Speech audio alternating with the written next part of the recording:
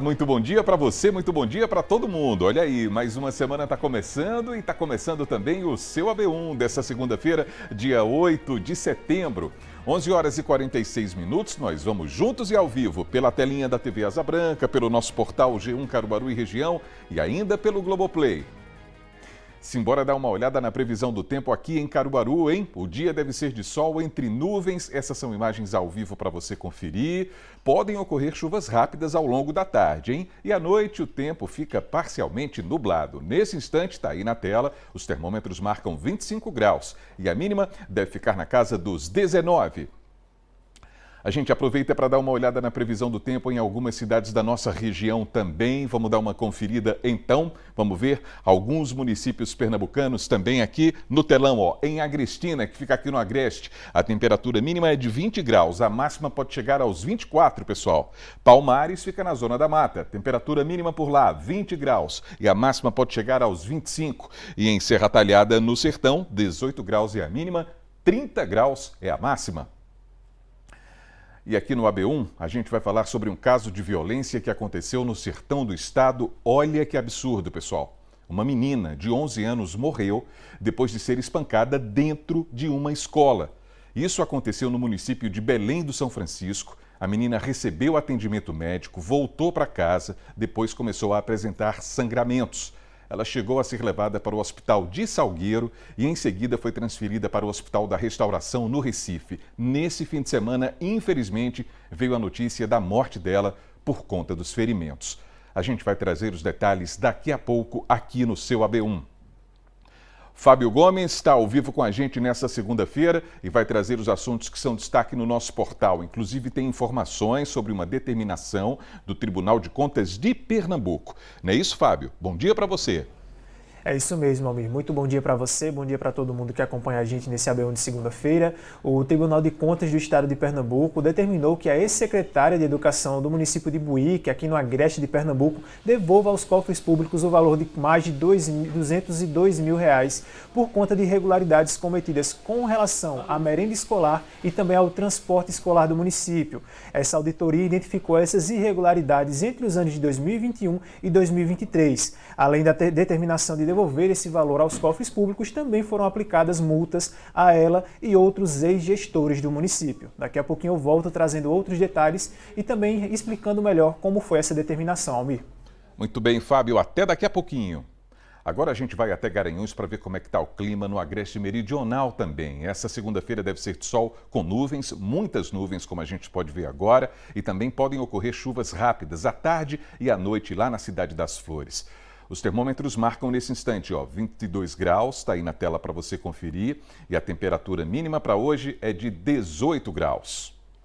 Leonardo Costa e Gessé Acioli também estão com a gente ao vivo. Leonardo chega com notícias boas, muito boas, para você que está aí em Garanhuns e na região, porque tem as vagas do AB Emprego que abrem essa semana com muita esperança aqui para o nosso interior. Não é isso, Léo? Bom dia para você. Isso mesmo, amigo. Bom dia para você, bom dia para todo mundo que está acompanhando a gente. No início desta semana eu chego com oportunidades, não só para Garanhuns, mas outros 2 municípios aqui da nossa região. Então vale a pena ficar acompanhando o AB1 de hoje, pegar aquele caderno, a caneta, anotar tudinho, porque a Agência do Trabalho de Garanhuns, por exemplo, ampliou o horário de funcionamento, fica até as 5 da tarde. Então dá tempo aí você acompanhar as vagas e vir aqui buscar essa oportunidade. Almir. Muito bem, Leonardo. Gessé também vai falar sobre as oportunidades de trabalho no AB Emprego e ainda sobre os direitos do trabalhador. Bom dia para você, Gessé. Bom dia para você, Almir. Bom dia para quem está nos assistindo. Uma ótima segunda-feira para todo mundo, um bom início de semana. E a gente vai chegar trazendo as vagas aqui de Caruaru, também de Bezerros, Santa Cruz do Capibaribe. São várias vagas e para alguns cargos específicos com uma grande quantidade. A gente vai trazer informações também sobre a jornada de trabalho, né, com as modificações. A gente vai trazer detalhes e explicar direitinho como é que funciona para quem tem jornada de trabalho específica. Daqui a pouco aqui no AB1. É isso, Gessé e Leonardo também estão conosco nesse AB1 que agora vai para o intervalo. E ainda nessa edição, você vai ver como foram as comemorações do Dia da Independência do Brasil, nesse domingo, dia 7 de setembro. A gente vai mostrar como foram os desfiles aqui em Caruaru, em Garanhuns e em Serra Talhada, lá no Sertão. É daqui a pouquinho, hein? Aqui no seu AB1 que já começou, 11 horas e 51 minutos. A gente volta já.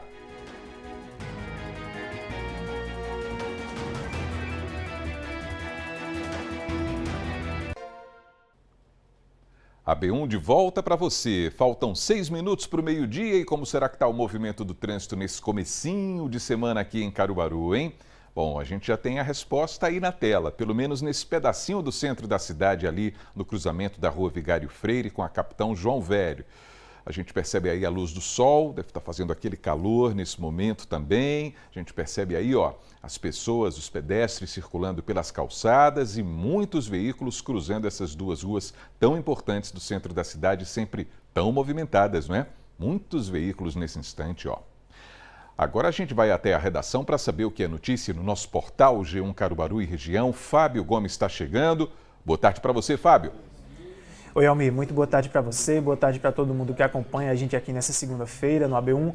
Almir, um dos destaques de hoje é em relação a uma determinação do Tribunal de Contas do Estado de Pernambuco, que determinou que a ex-secretária de Educação do município de Buíque, aqui no Agreste de Pernambuco, devolva aos cofres públicos o valor de mais de R$ 2.202 mil para os cofres públicos por supostas irregularidades cometidas entre os anos de 2021 e 2023. Segundo o relatório acessado pelo G1, a auditoria especial realizada na Prefeitura identificou a liquidações e pagamento de despesas com alimentos da merenda escolar sem comprovação integral da entrega às escolas municipais e gastos com locação de veículos sem comprovação de aulas presenciais entre os anos de 2021 e 2023. Os danos aos cofres públicos somam R$ 202.741,14.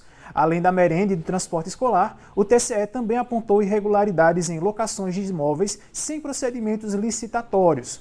Como punição, o TCE também aplicou uma multa de quase R$ 11 mil para a ex-secretária de Educação e de R$ 5.481,72 para o ex-prefeito, o ex-secretário de Assistência Social e também a ex-secretária de Assistência Social e Saúde.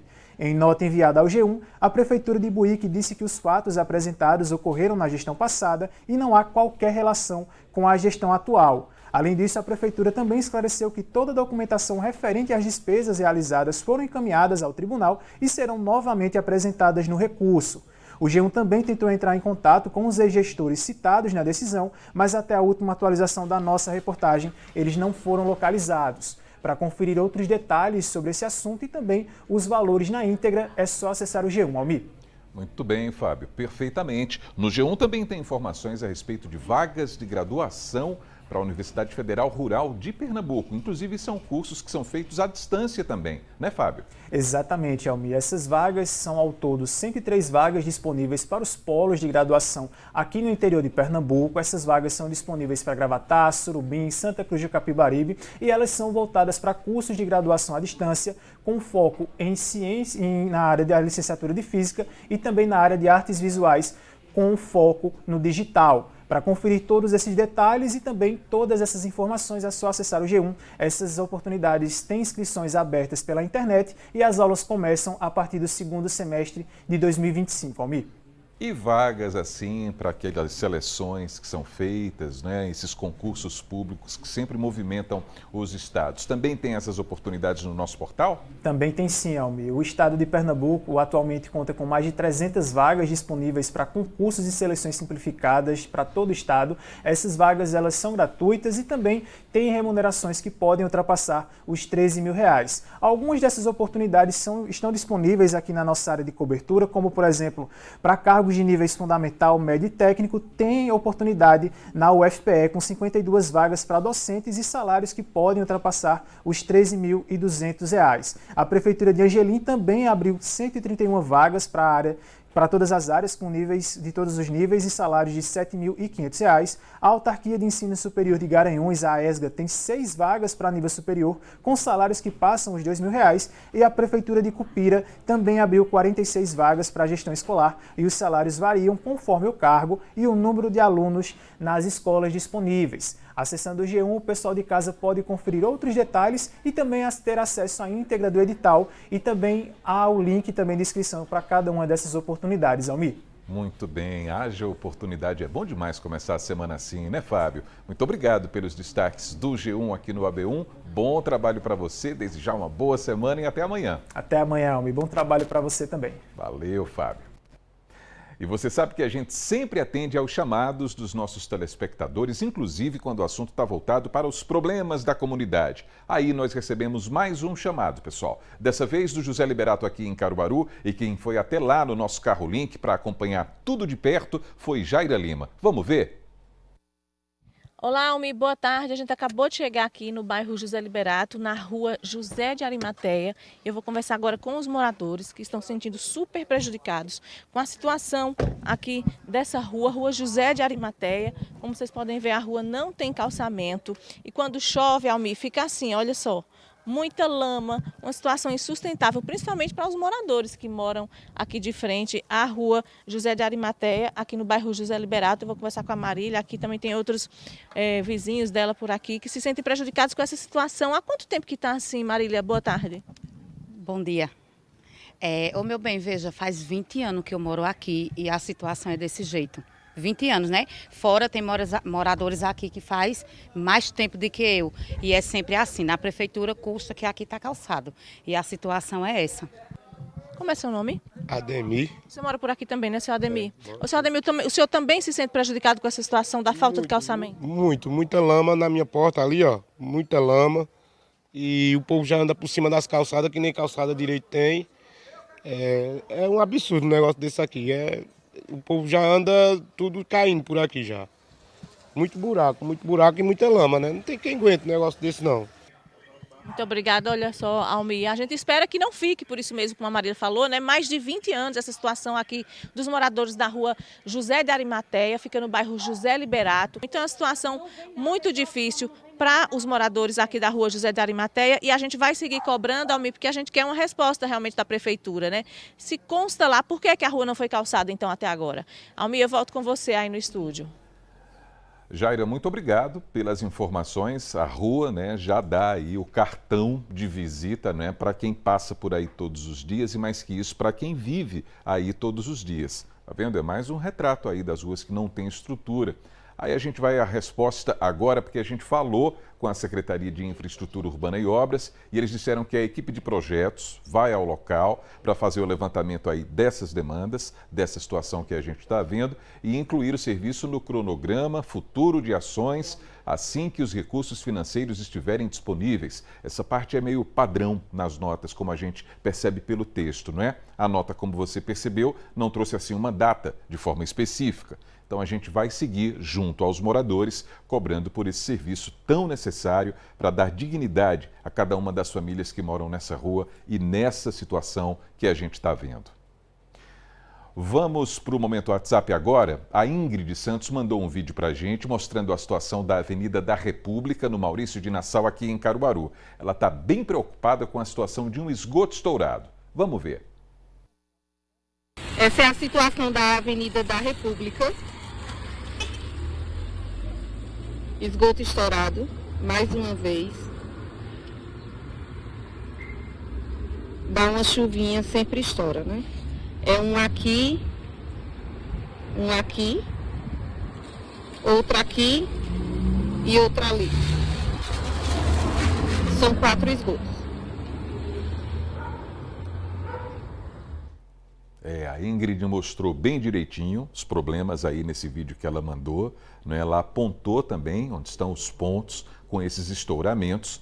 A gente entrou em contato com a Secretaria de Infraestrutura Urbana e Obras e eles disseram que uma equipe vai ao local ainda hoje, viu, Ingrid? Ainda hoje, para realizar o serviço aí de manutenção, para diminuir esse problema que todo mundo está enfrentando nesse ponto da cidade. Muito obrigado, Ingrid, pelo envio do vídeo e vamos aguardar essa equipe para resolver esses problemas por aí, não é, pessoal? A situação está difícil mesmo. E a sua denúncia também pode aparecer aqui no AB1, é só mandar para o nosso WhatsApp, está aí na telinha para você salvar no seu celular, ó, deixa salvo lá, quando você precisar, você também conta com a gente. É o 99198-8212. E amanhã é dia do Minha Comunidade. A gente vai retomar uma demanda muito importante aqui de Caruaru, hein? A gente vai voltar a cobrar a entrega da UPA lá do Vassoural. Tá lembrado? Veja. Quem precisa de atendimento com urgência procura uma UPA. Mas em Caruaru, a população não pode ser atendida por uma delas. A unidade de pronto atendimento do Vassoural, conhecida como a UPA do Vassoural, está de portas fechadas desde 2023. Com as obras atrasadas e a população direcionada a outras unidades, o Minha Comunidade vai cobrar. Até quando a reforma vai durar? É nesta terça-feira no seu AB1.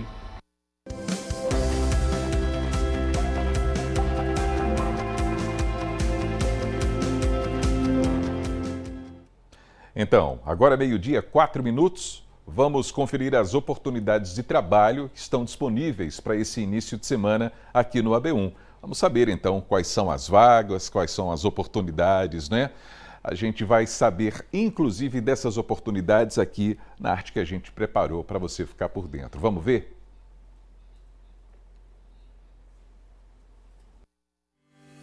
Em Caruaru, são 8 vagas para ajudante de motorista, 1 para armador de estrutura de concreto, 2 vagas para atendente de lojas, 10 para auxiliar de armazenamento, 2 vagas para auxiliar de cozinha, 1 para auxiliar de jardinagem na conservação de vias, 1 para auxiliar de logística, 1 para auxiliar de vidraceiro, 1 vaga para auxiliar técnico na mecânica de máquinas, 1 para carpinteiro, 1 para caseiro, 1 para chapeiro, 1 vaga para eletricista, 1 para instalador de painéis, 1 vaga para jardineiro, 1 para mecânico de refrigeração e climatização, 1 para oficial de manutenção predial, 1 vaga para operador de caixa, 2 para padeiro, 2 vagas para pedreiro, 1 para saladeiro, 1 para soldador e 1 vaga para vendedor interno.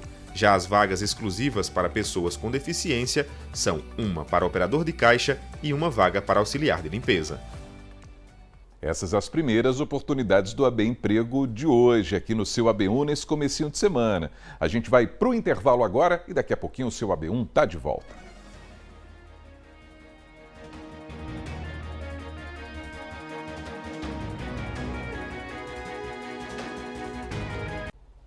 Então estamos de volta com o seu AB1 nessa segunda-feira e vamos agora para o AB Esporte, hein? Herbert Ramos está chegando para bater um papo com a gente, trazendo informações a respeito da Série D do Campeonato Brasileiro, inclusive do ano que vem. Não é isso, Herbert? Boa tarde para você.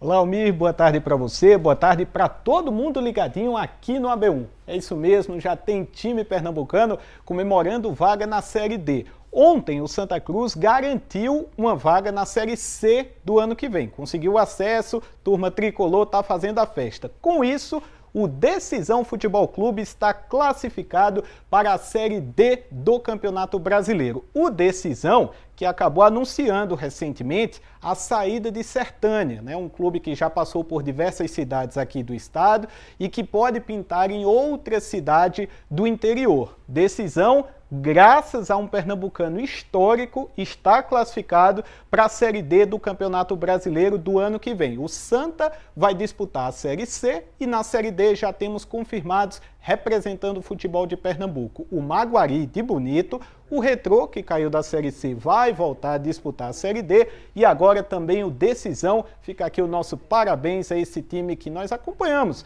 ao longo da temporada e que na temporada passada estava na Série A2 e que agora já se prepara para disputar a Série D na próxima temporada, Almir. É isso aí, boa sorte, né? O pessoal precisa se organizar, é claro, né? Fazer o planejamento direitinho para fazer uma boa campanha. A gente está aqui acompanhando tudo.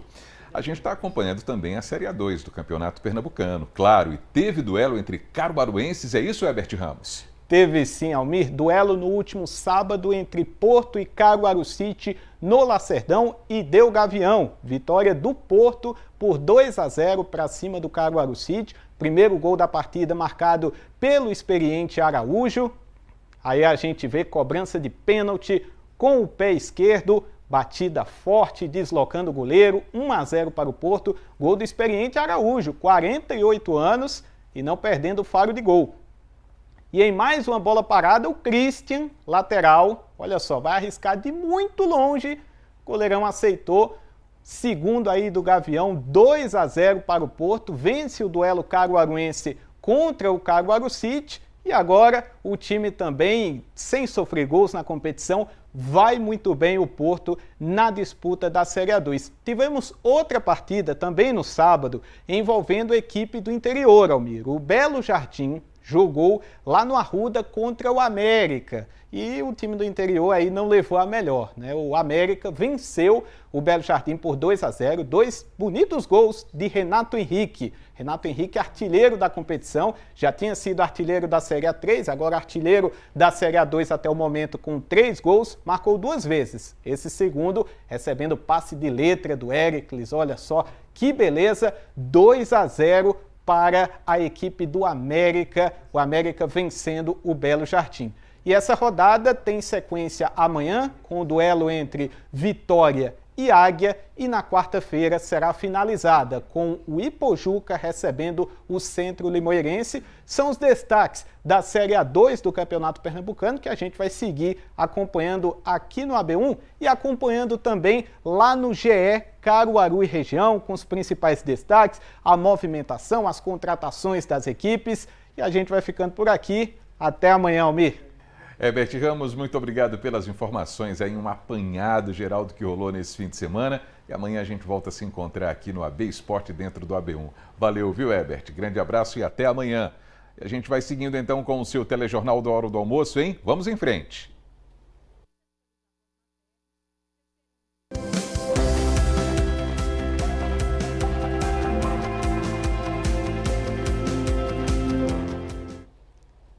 Então, o Gessé Acioli está chegando aqui no AB Emprego para bater um papo com a gente nesse começo de semana também. Sempre bom a gente falar sobre oportunidades, sobre direito do trabalhador. É sempre bom a gente ter esse quadro para dar a largada na semana. Não é isso, meu caro Gessé? Uma boa tarde para você.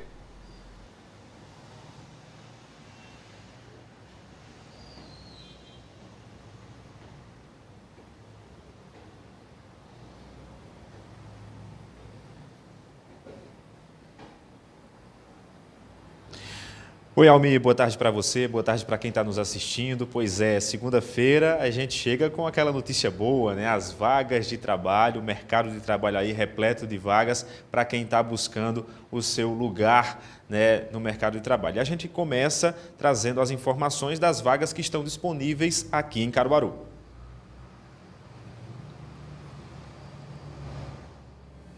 Em Caruaru, são 8 vagas para ajudante de motorista, 1 para armador de estrutura de concreto, 2 vagas para atendente de lojas, 10 para auxiliar de armazenamento, 2 vagas para auxiliar de cozinha, 1 para auxiliar de jardinagem na conservação de vias, 1 para auxiliar de logística, 1 para auxiliar de vidraceiro, 1 vaga para auxiliar técnico na mecânica de máquinas, 1 para carpinteiro, 1 para caseiro, 1 para chapeiro, 1 vaga para eletricista, 1 para instalador de painéis, 1 vaga para jardineiro, 1 para mecânico de refrigeração e climatização, 1 para oficial de manutenção predial, 1 vaga para operador de caixa, 2 para padeiro, 2 vagas para pedreiro, 1 para saladeiro, 1 para soldador e 1 vaga para vendedor interno.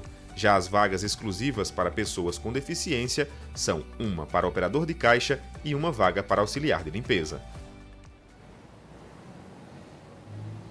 Pois essas são vagas aqui de Caruaru, mas tem vagas em outras cidades aqui da nossa região. Em Bezerros, por exemplo, são 24 vagas disponíveis, destaque para grande quantidade, são 8 vagas para auxiliar de linha de produção. Já em Santa Cruz do Capibaribe, são 19 vagas ao todo, mas com destaque para 5 vagas disponíveis aí para auxiliar administrativo. A gente lembra que você que está aí em busca dessa vaga no mercado de trabalho, é só se dirigir à Casa do Trabalhador, aqui em Caruaru, na rua Floriano Peixoto 147, que funciona das 7 da manhã às 5 da tarde, também de segunda a sexta, e você pode acessar o cedep.pe.gov.br. Acessando o CEDEP você tem todas essas informações, ou buscar a agência do trabalho mais próxima aí da sua casa. Então fica a dica para buscar a vaga no mercado de trabalho nesse início de semana, Almir.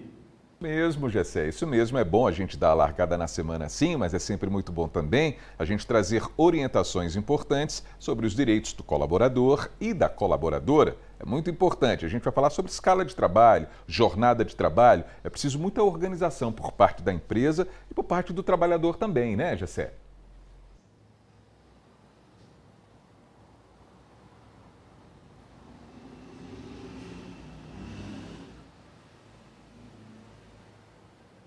Pois é, a gente vai falar agora, né, sobre essas escalas de trabalho, né, são escalas 12 por 36, 24 por 72. Você fica pensando o que é essa escala, né, para as pessoas que já trabalham no regime normal. E a gente está aqui com a Catarina Mello, que é advogada e vai nos ajudar a tirar essas dúvidas. Catarina, uma boa tarde. Explique para a gente quais são as diferenças dessas escalas. Boa tarde. Boa tarde, Jessé. Boa tarde a todos que estão nos assistindo. Essas escalas, elas fogem da regra convencional, que seria uma jornada de trabalho de 8 horas. Mas nem por isso elas são consideradas escalas ilegítimas. No caso da jornada 12 por 36, é necessário que esteja previsto ou em acordo coletivo ou convenção coletiva da categoria, ou então o empregado e o empregador, eles podem firmar um acordo individual no qual vai prever o desenvolvimento desse trabalho nessa escala 12 por 36. Já na escala de 24 horas de trabalho por 72 horas de descanso, é uma jornada que é um pouco mais peculiar. E, nesse caso, é necessário que exista previsão nas normas coletivas, ou seja, acordo e convenção coletiva da categoria, certo? Essas escalas, elas têm algumas particularidades também que são diferentes do trabalho convencional, que é realizado durante 8 horas por dia, né? Principalmente no que se refere à escala 12 por 36, que tem uma situação um pouco mais peculiar no que se refere aos trabalhos ao feriado e dos trabalhos aos domingos. Agora, Catarina, falando um pouquinho sobre essa questão do descanso, né? A gente observa que tem os domingos, os sábados e domingos para aqueles que já trabalham no regime normal, mas existe essa diferença também quando há a possibilidade, por exemplo, de dobrar no plantão. Como é que funciona esses descansos? Exatamente. No caso da jornada 12 por 36, ela já abarca o descanso semanal remunerado. A remuneração, né, recebida pela jornada 12 por 36, ela já vai abarcar essa remuneração referente ao descanso semanal remunerado e aos feriados também trabalhados. E aí, nesse caso, o que é que se entende? Que quando existe esse trabalho, tanto no domingo ou então o trabalho no feriado, não vai ser devida à dobra, porque já existe esse pagamento e essa folga de 36 horas, ela já serve como uma compensação natural. No caso da jornada 24 por 72, o mesmo se aplica. O que é que acontece? Essas 72 horas, elas já são tidas como uma compensação natural, então, teoricamente, o empregador ele não vai precisar fazer esse pagamento em dobro, certo? Desde que exista esta compensação nas 72 horas de descanso. E no caso das dobras, no caso da jornada 12 por 36, não é permitida a dobra desse plantão. Até porque o que é que acontece? Havendo a dobra para 24 horas, estaríamos diante de uma descaracterização da jornada de trabalho 12 por 36. E aí, nesse caso, não é admitida essa dobra para não haver essa descaracterização. E aí, havendo essa descaracterização, o empregado, ele, na verdade, estaria trabalhando 8 horas, então ele teria direito a 4 horas extras. Falando um pouquinho ainda sobre essa questão das escalas, né? A gente tem, por exemplo, um descanso extenso que pode, por exemplo, dar um espaço para fazer uma outra atividade. É possível ter um outro vínculo empregatício nesse meio termo? Sim, a legislação ela não proíbe que o empregado que trabalhe 12 por 36 ele tenha um outro vínculo, sem nenhum problema. O mesmo se aplicaria no caso da jornada 24 por 72. Catarina Mello, advogada trabalhista, muito obrigado pelas explicações de hoje. É isso, Almir. Mais uma dica aí, né, para os trabalhadores que vão trabalhar nesse regime diferenciado. Então, ficar atento aos seus direitos. Sempre atentos aos direitos, né, Gessé? Muito obrigado por essas informações e daqui a pouquinho você está voltando com outras notícias. Até já. Vamos seguindo com o seu AB1 para falar sobre as regras do INSS para a realização, pessoal, de empréstimo consignado para pessoas que são representantes legais dos titulares considerados incapazes. Sobre esse assunto, a gente conversa ao vivo com Jaira Lima. Seja bem-vinda, Jaira. Boa tarde para você. Boa tarde, Almir. Boa tarde a todos que nos acompanham no AB1. Pois é, as pessoas que recebem benefício do INSS por meio de um representante legal devem ficar atentas a essa mudança, Almir, porque a partir de agora o Instituto voltou a exigir autorização judicial para que esses representantes possam adquirir aí empréstimos consignados em nome de titulares que são considerados incapazes civilmente. Eu vou conversar agora com o advogado previdenciarista Nemésio Vasconcelos, que vai trazer mais detalhes para a gente. Nemésio, por que houve essa mudança? Boa tarde. Boa tarde. Para resguardar justamente o interesse de incapazes, que nesse caso os incapazes são menores de 16 anos ou aquelas pessoas que possuam incapacidade para o trabalho ou que não possam exprimir sua própria vontade, que tenham um tutor ou um curador. E o que é exatamente que muda, né, para quem é tutor ou curador de um benefício considerado incapaz? No sentido de resguardar, o Instituto Nacional publicou uma IN que determina que só será autorizado a contratação de empréstimo consignado mediante autorização judicial. No caso, haverá também a intervenção do Ministério Público, que deverá sim se manifestar se concorda ou não. E aquela pessoa que fez o requerimento solicitando o empréstimo deve comprovar qual é a finalidade desse empréstimo. Para quem já realizou os empréstimos consignados, tem mudança ou não? Não, para quem já realizou, fica tudo de acordo com o que previa a instrução normativa anterior. Em relação aos bancos e instituições financeiras, quais são os procedimentos agora obrigatórios antes de conceder um novo empréstimo nesse caso? Inclusive a IN já determinou que o banco só autorize mediante a determinação judicial, ou seja, ele vai ter que cumprir a LGPD e a legislação que diz que agora só mediante a autorização judicial. Depois que tem a autorização judicial, aquela pessoa que contratou o empréstimo deve prestar conta sobre o empréstimo. Existe algum formulário padronizado que deve ser preenchido para autorizar a consulta de dados e o que ele significa, qual a importância desse documento? Justamente, existe um formulário que deve ser preenchido pelo responsável legal no momento da contratação e o banco deve ficar de posse dessa informação. No caso, é uma obrigatoriedade agora da instrução normativa. E o que é que o senhor recomenda, né, para os familiares ou responsáveis legais de pessoas incapazes que precisam contratar um empréstimo consignado? Se tiver interesse da contratação de um empréstimo, deve procurar ou a Defensoria Pública ou um advogado de sua confiança para fins de ingressar com um pedido judicial, ou seja, um alvará judicial para a contratação do empréstimo. Lembrando que deve haver a comprovação de qual é a necessidade desse empréstimo.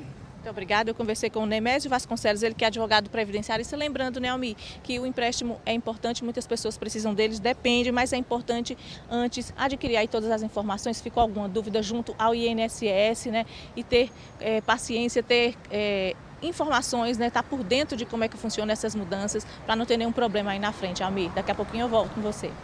É isso, Jair, é isso mesmo. Por isso que essas orientações são tão importantes, né? E daqui a pouquinho você está voltando com outras notícias para a gente. Até já.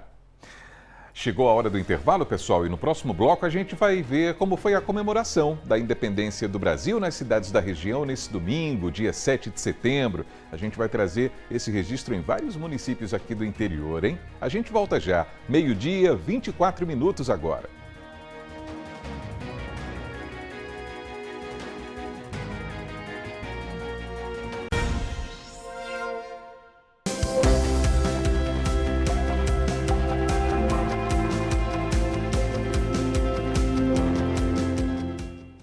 Estamos de volta e olha que coisa boa, agora a gente vai conferir mais uma parte do AB Emprego dessa segunda-feira.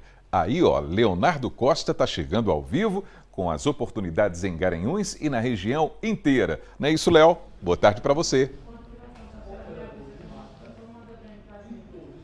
Isso mesmo, Ami. Boa tarde para você, boa tarde para todo mundo que está acompanhando a gente no AB1 desta segunda-feira. Movimento super tranquilo na Agência do Trabalho de Garanhuns nesta segunda-feira, início de semana. Deveria ser um pouco diferente porque tem bastante oportunidade e eu tenho, além de oportunidades para Garanhuns, outros 2 municípios da região. A gente sabe que aí, dia 8 de setembro, o mês só está começando, muita gente quer fechar esse mês aí empregado, então vamos acompanhar a lista completa agora.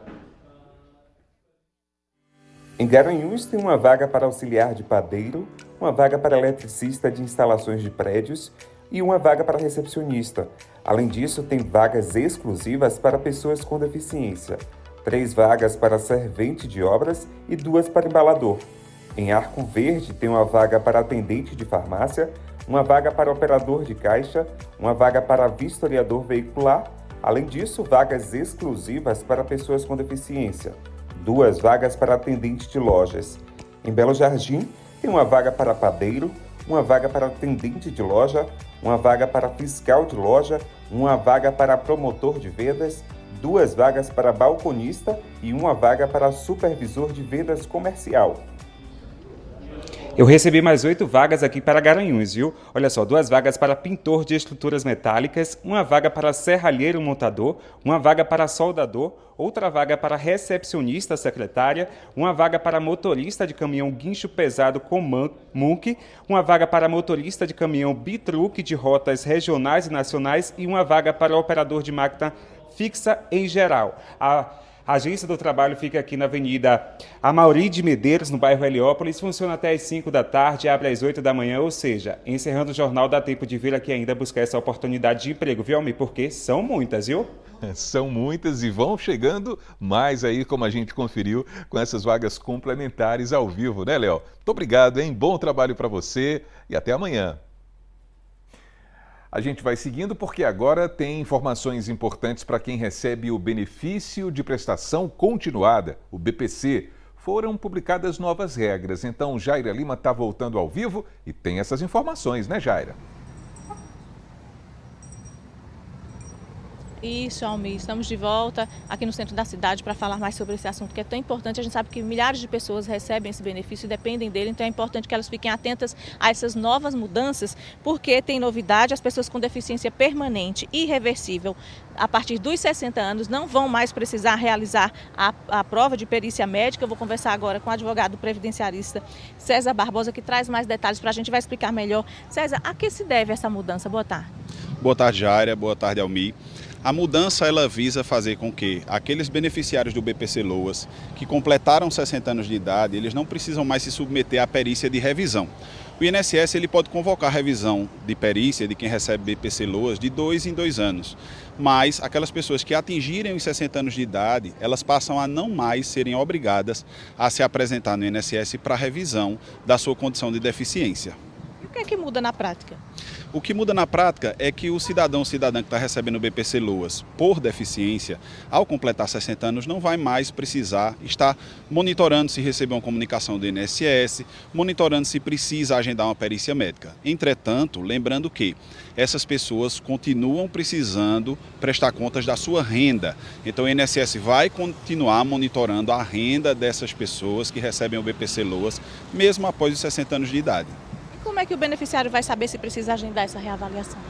Caso você receba o BPC Loas e ainda não tenha completado 60 anos de idade, o INSS vai entrar em contato com você pelo número de telefone que você forneceu no seu cadastro. Então é importante que, se você tem um cadastro e há muito tempo não atualizou, entra na Central 135, liga para lá, ou entra no portal Meu INSS e atualize o seu cadastro com o número do seu telefone atualizado e o seu endereço, porque o INSS também poderá mandar uma carta com aviso de recebimento. O que acontece se a pessoa perder o prazo?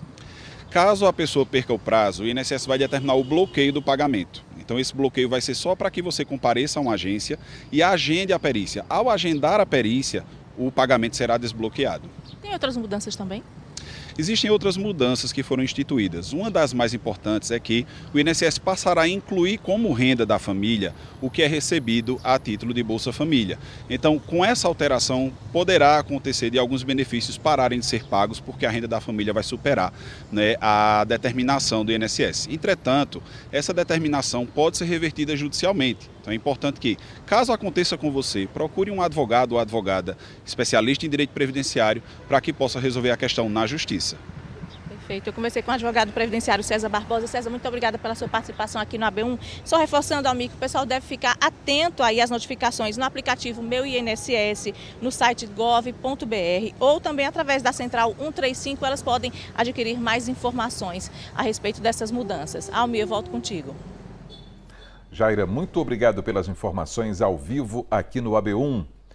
E a gente vai seguindo aqui com o nosso telejornal. Agora a gente vai direto para o sertão do estado para trazer informações a respeito daquela tragédia que foi registrada no município de Belém de São Francisco. A gente tem essas informações ao vivo com a repórter Lucilene Santos. Lucilene, uma boa tarde para você. Olá, boa tarde a todos que nos acompanham. Infelizmente a gente começa a semana, com essa notícia triste aqui em Belém de São Francisco, no sertão do estado. O caso de agressão, de acordo com as investigações, ocorreu nesta escola de ensino fundamental e integral Tia Zita, Belém de São Francisco, sertão do estado. A menina deu entrada aqui na escola, né, na quarta-feira da semana passada, 13h, como era de costume, e 15 minutos depois a família foi comunicada que ela havia dado entrada no hospital aqui do município após sofrer uma agressão, né? As investigações ainda vão elucidar essa questão. Há informações que a agressão ela foi efetivada por um adolescente, outras informações dão conta que foi por um grupo de adolescentes. Então isso ainda precisa ser esclarecido. A menina ela foi encaminhada para o hospital aqui do município e liberada, né? Foi para casa com a mãe, mas ao chegar na residência voltou a sentir dores na região da cabeça. Foi para a unidade básica de saúde e novamente encaminhada para o hospital do município. Já em estado grave, ela foi para o hospital do município de Salgueiro, aqui vizinho. E devido ao quadro, transferida para o Hospital da Restauração, no Recife, na quinta-feira. Ontem à noite, o Hospital da Restauração confirmou a morte de Alícia Valentina Lima Silva Santos, de 11 anos. A família, os pais, né, estão aguardando ainda a liberação do corpo, vai passar pelo ML e só em seguida vai ser encaminhado aqui para Belém do São Francisco, para o velório que vai ser realizado no PAF, aqui no centro da cidade. O enterro está previsto para amanhã. A Prefeitura de Belém do São Francisco, né, a gestão da escola, encaminhou uma nota à nossa produção, lamentando toda a situação e informando que desde que teve conhecimento da situação, tanto a gestão da escola, em parceria com as secretarias de Educação, Saúde e Assistência Social, vem prestando todo o apoio à família. Informou também que o apoio institucional e emocional vão seguir aí enquanto a família precisar. A Polícia Civil de Pernambuco também emitiu nota, né, informando que as investigações desse caso seguem e que não será possível passar mais informações neste momento, por se tratar de menores de idade envolvidos e também para não atrapalhar as diligências, né? A gente pode voltar, né, nos próximos telejornais atualizando a situação desse caso, né, a morte da menina de 11 anos que chocou toda a população aqui em Belém do São Francisco, sertão do estado. Eu volto com você, Almir. Lucilene, muito obrigado pelas informações. Daqui a gente manifesta, claro, toda a nossa solidariedade, né, para os parentes dessa criança de 11 anos, né, para os amigos também. Enfim, uma tragédia, uma tristeza. Obrigado pelas informações, Lucilene. Um bom trabalho para você. Bom, a gente vai seguindo com o AB1, agora a gente muda de assunto para falar a respeito desse domingo, que foi dedicado às comemorações do Dia da Independência do Brasil, aqui em Caruaru. Muita gente foi ao centro da cidade para acompanhar os desfiles que relembram essa que é uma das principais datas da história do país. Domingo diferente, domingo cívico e as bandeiras hasteadas no tiro de guerra, dando boas-vindas. Enfim, tudo pronto. Expectativas ali para o início de mais um desfile de 7 de setembro. Mais um desfile de 7 de setembro aqui na nossa cidade, Caruaru. Esse ano com o tema Educação, Cultura e Infância. E vem trazendo a culminância desse tema nas ações que fazemos com todas as secretarias aqui na nossa cidade. É isso, somente aqui da cidade de Caruaru, mais de 3 mil estudantes da rede municipal, além dos outros integrantes, e agradecer à Secretaria de Educação de Caruaru, do Estado, nesse grande desfile em mais um 7 de setembro aqui em Caruaru. Aproveitar essa oportunidade, um evento a nível nacional, alusivo à independência do nosso país, inclusive uma temática que é trabalhada ao longo do ano. Hoje, a temática do nosso desfile traz a educação, a infância e a cultura como a identidade do povo, e estamos tendo essa culminância de aplicação no evento. Quem abriu o desfile foi a Polícia Rodoviária Federal. Esse é o primeiro batalhão integrado especializado Biesp. Na sequência, homens do tiro de guerra.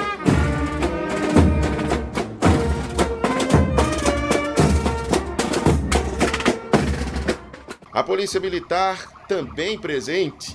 4º Batalhão representado, Batalhão Barreto de Menezes. Com a apresentação e esse momento especial preparado bem perto dos espectadores. Seja marchando ou de forma motorizada. foi o avanço bem articulado do desfile. No 7 de setembro, destaque também para a Centenária, fundada em 1896, a Banda Nova Euterpe.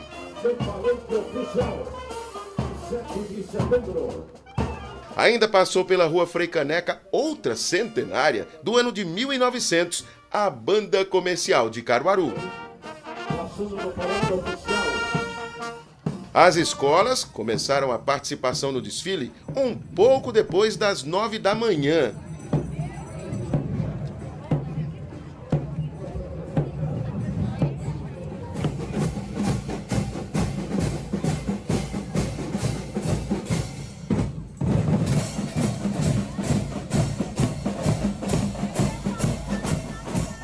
Em meio às várias etapas do desfile, quem se dispôs a sair de casa no domingo logo cedinho não se importou de ficar horas e horas ao sol e acompanhar a movimentação de uma data para ser celebrada. Tá muito interessante, bem criativo o pessoal. Acabou de passar faz pouco tempo a militar, os bombeiros. Muito interessante hoje. Rapaz, isso é muito bom, muito bem organizado. A questão das igrejas, o pessoal da educação, da polícia, está excelente. Trouxe meu filho para acompanhar, pela primeira vez dele, é ótimo. É bom acompanhar, né? Tudo coordenado. Tudo coordenado, muito bem organizado. Tá bonito, viu? É bem, como é que se diz, organizado, tá legal. Vai acompanhar alguém aí que você conhece? Meu neto e meu genro. Para muitos, o 7 de setembro encanta. O 7 de setembro integra.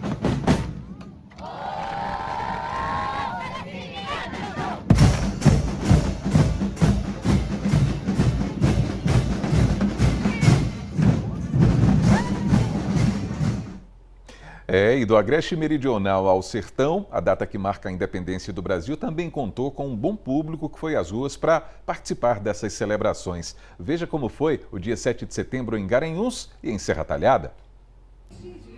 A Avenida Santo Antônio se encheu de cores e música. O desfile em celebração aos 203 anos de independência do Brasil começou com a banda do 71º Batalhão de Infantaria Motorizado, Batalhão Duarte Coelho, seguida por grupos civis como as lojas maçônicas. Em seguida, as escolas municipais tomaram conta da avenida. Entre elas, a Monsenhor Tarcísio Falcão, a Hanse Alexandre Gomes e a Escola Professor Luiz Tenório de Carvalho. Assisti o meu neto a desfilar. Há quanto tempo ele desfila e participa de quê? Ele desfila aos 4 anos ou 6. Ele toca na banda. Entre o público, Renata comemorou o próprio aniversário de um jeito especial. Assistiu a filha desfilar. O dia significa a independência, né? É meu aniversário, eu vim prestigiar a minha filha, né? Que veio desfilar, vi com o pessoal aqui. E é isso. A tradição passa de geração em geração. Alas de ex-alunos, como as do Colégio Padre Agobar Valença, evidenciaram que o sentimento de patriotismo permanece vivo. Há 5 anos, os ex-alunos decidiram se encontrar e prestigiar o nosso colégio, primeiro colégio municipal da cidade de Garanhuns, que hoje permanece com o Agobar Valença. Então, são alunos desde 1970 para cá e está muito lindo, muito emocionante, não achou? Escolas estaduais como a Simoa Gomes e o EREM Dom João da Mata Amaral também participaram.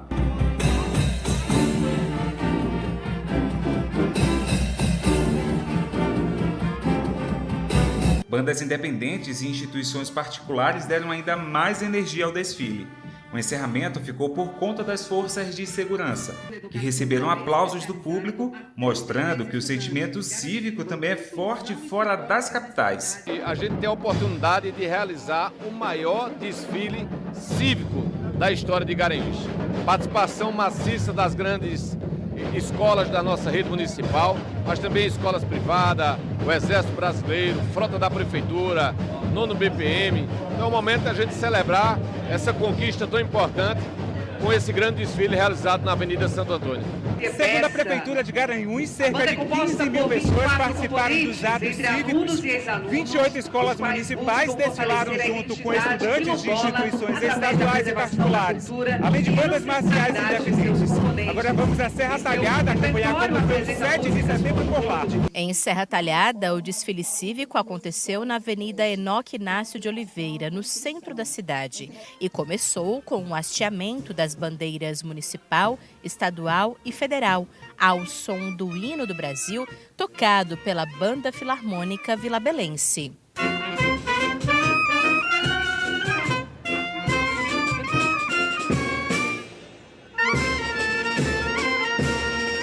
Famílias se reuniram para acompanhar e prestigiar a história do país, sendo relembrada por integrantes de instituições e funcionários e estudantes de escolas da cidade. Um momento de vivenciar o sentimento de patriotismo. O desfile de 7 de setembro para mim é muito importante porque é liberdade para nós, né? E nós ter essa liberdade é ter um país livre e ter um país com mais clareza das coisas mais importantes da nossa vida. E de valorizar em família a história, culturas e tradições do país. É importante a gente estar trazendo, né, nossas famílias para viver a cultura, lembrar do passado, né? O Brasil passou por essa fase de independência, então é importante a gente estar preservando essa cultura, né, e trazê-los aqui para vivenciar esse desfile, né? Importante. Bem importante, né? E assim, para eles conhecerem também a nossa história, né? Tá por dentro de tudo isso, não só na vida escolar, mas também na vida, né, em família, né? Preservar isso. Cerca de 50 instituições e unidades de ensino da rede pública e privada participam da edição do desfile desse ano, que traz o tema Mulheres na História do Brasil. Segundo a organização, uma forma de homenagear a participação de grandes lideranças femininas ao longo de 203 anos de história. Mostrar que somos maioria em quantidade, né? Nós mulheres somos maioria no Brasil, mas a gente precisa de oportunidade para mostrar o nosso potencial. E eu tenho certeza que a gente começando a mostrar essa importância de mulheres em locais de destaque, já na infância, já na escola, vai incentivar outras meninas a terem esse sentimento de liderança. Ao longo do desfile, foram destacadas a importância das mulheres indígenas no início da história do Brasil, a luta, resistência e heranças africanas a partir das mulheres negras, a vida e o cotidiano das mulheres no Império, e como elas conseguiam espaço em uma época onde os homens predominavam no poder. A participação de mulheres nas guerras e movimentos de revolução e lutas. E a presença feminina na literatura, arte e música, com a participação em destaque da cantora serratalhadense Lila. Assuntos importantes para serem discutidos e vivenciados por toda a comunidade escolar.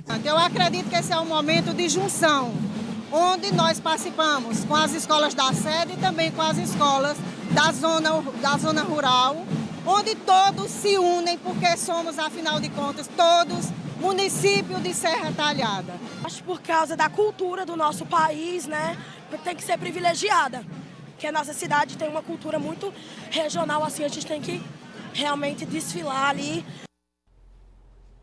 E em Bezerros também teve celebração cívica nesse domingo. O início foi marcado pelo hasteamento das bandeiras do Brasil, de Pernambuco e do município na sede da prefeitura. Em seguida, teve o desfile pelas ruas da cidade. Esse ano o tema foi Belezas e Riquezas do Sítio à Cidade. Estiveram presentes os representantes do poder público, a prefeita, a vice-prefeita, secretários municipais, servidores públicos e a população de Bezerros. A gente está vendo parte aí dessas comemorações nessas imagens.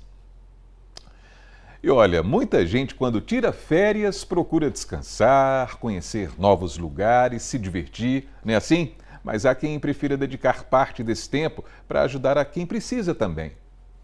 Então, a gente vai conhecer alguns profissionais que usam as habilidades para atender de graça centenas de pessoas que vivem em áreas carentes no interior de Pernambuco também. O resultado disso é uma verdadeira troca de amor, solidariedade e fé. Veja na reportagem especial de Isli Viana, Nido Machado e Daniel Torres. Dona Terezinha, de 72 anos, não costuma sorrir. É que ela perdeu os dentes há muitos anos. Ela tinha outras prioridades. Eu não quero meus netos morrendo de fome, passando fome. Eu quero passar, mas não quero ele. Dona Terezinha vive em Garanhuns, no agreste de Pernambuco. Cidade com cerca de 145 mil habitantes, conhecida por seus pontos turísticos e baixas temperaturas no inverno. Mas a cidade também possui comunidades isoladas e muito carentes. É numa delas que Dona Terezinha mora. Ela sonha que a oportunidade de voltar a sorrir passe por aqui um dia. Larissa e Vinícius são dentistas e moram em São Paulo. Todos os anos, eles arrumam as malas e voltam de férias ao local onde se conheceram. A gente se conheceu em Garanhuns. Eu estava no segundo ano da faculdade de odonto. E a doutora Maria Célia levou, com a ONG dela, levou ele para lá. E aí foi aí que a gente se conheceu. É uma ONG que na verdade é um juntamento de profissionais da saúde. Isso, de estudantes e médicos, dentistas, fisioterapeutas, tudo formado. E que tem programações assim, viagens apoiando outros projetos o ano todo. E aí um dos projetos era o Sal da Terra. Os pés de quem prega o evangelho com formosos Sal da Terra é o nome de um projeto social evangélico que percorre cidades do interior do Nordeste. Através dele, voluntários do Brasil inteiro vão ao encontro de quem precisa de tudo um pouco. Vinícius e Larissa participam do projeto todos os anos, levando a profissão na mala. Isso aqui, na verdade, é um consultório odontológico completo. Aqui a gente tem a área do sugador, que está aqui. Tem a área da alta rotação da baixa, que são os motorzinhos que a gente usa para fazer as restaurações, etc. Pelo rumo dessa reportagem, você já deve imaginar que Larissa e Vinícius ainda não conhecem Dona Terezinha, mas vão ajudá-la a voltar a sorrir. O que motiva o casal a dar uma pausa nessa correria frenética de São Paulo é a fé. Eles são evangélicos e assumiram o compromisso de colocar a fé em prática para ajudar quem precisa. E mesmo a milhares de quilômetros de distância, eles não estão sozinhos. Esse outro casal saiu de moto de Brasília. Glendor e Tainara percorreram 2.100 quilômetros em 5 dias, até chegar em Garanhuns, só para participar do mesmo projeto, oferecendo o que sabem fazer de melhor. Nós somos cabeleireiros e o que a gente tem é uma pintura de cabelo, é um corte de cabelo, é uma escova. Tem pessoas ao nosso redor que não têm o que comer, não têm o que vestir, que dirás como cortar um cabelo. A primeira parada é o acampamento Sal da Terra. De lá, eles se juntam a muitos outros voluntários, no bairro onde Dona Terezinha vive. Um bairro com muitos moradores e acesso a poucos recursos públicos. Uma população que se sente um pouco invisível, mas que os voluntários decidiram enxergar. Gente que vem de vários lugares do Brasil. Juazeiro do Norte, Ceará. Eu vim de São Paulo capital. Meu nome é Rony e eu sou daqui de Garanhuns. Meu nome é Murilo e eu sou aqui de Garanhuns. Eu sou o pastor Bruno, eu vim de Canapi, Alagoas. A base de apoio dos voluntários é uma pequena igreja presbiteriana que fica no bairro. O templo deu espaço aos atendimentos médicos, virou farmácia, salão de beleza e consultório odontológico. E olha aí o casal de dentistas de São Paulo que mostramos no início da reportagem. Larissa e Vinícius atendendo os pacientes e colocando o consultório móvel em ação. E todas essas ações fazem com que a igreja vá além do conforto espiritual.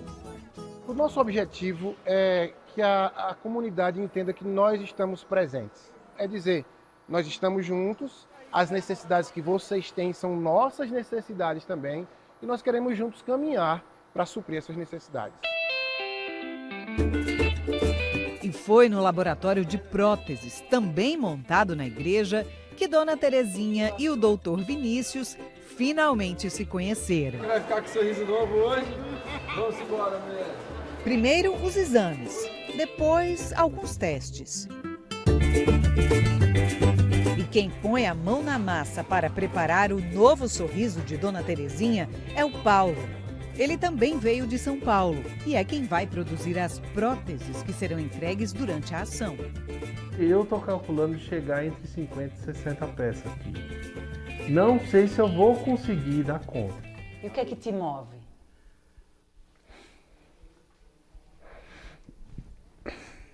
É a vontade de ajudar. Não tem que. A gente larga tudo e vem. A emoção de Paulo tem razão de ser. Ele trabalhou incansavelmente para que o doutor Vinícius pudesse ajustar bem certinho o sorriso de Dona Terezinha. Foi emocionante. Dê um sorriso agora. Sim, irmão. Eita, sorriso bonito! E ela não foi a única que teve o sorriso de volta.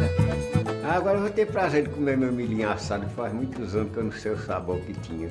Na reportagem de amanhã, você vai ver que muitas outras pessoas também recuperaram o sorriso e foram beneficiadas pela solidariedade desses voluntários. Você vai ver também que a fé vem acompanhada da boa música nordestina. Dá licença, meu povo, dá licença, amigo meu, pra que eu cante o meu repente, fale do amor de Deus. E amanhã também é dia do Me Conte Sua História. E aí a gente vai conhecer a trajetória de um homem que hoje está à frente de um dos principais restaurantes do Alto do Moura, aqui em Caruaru. A gente vai ver o passo a passo de quem teve uma origem humilde e cheia de desafios. Olha só. O menino pobre que passou por necessidades na zona rural de Caruaru foi parar no Rio de Janeiro na década de 70. A experiência de muitos anos em um restaurante alemão, mesclando com a culinária nordestina, deu a base para realizar um sonho. Você vai conhecer a trajetória de Luciano José da Silva, dono de um dos principais restaurantes do Alto do Moura, em Caruaru. É no Me Conte Sua História, amanhã no AB1. Isso, e daqui a pouquinho tem o Panorama CBN. Hoje a gente vai conversar com a coordenadora do Disque Denúncia Agreste, Janeilda Rodrigues. O Panorama começa às 2h na rádio que toca notícia. E o seu AB1 dessa segunda-feira termina aqui, agradecendo a sua companhia e marcando um encontro para amanhã, a partir das 11h45, se Deus quiser. Um grande abraço para todo mundo e até lá, pessoal!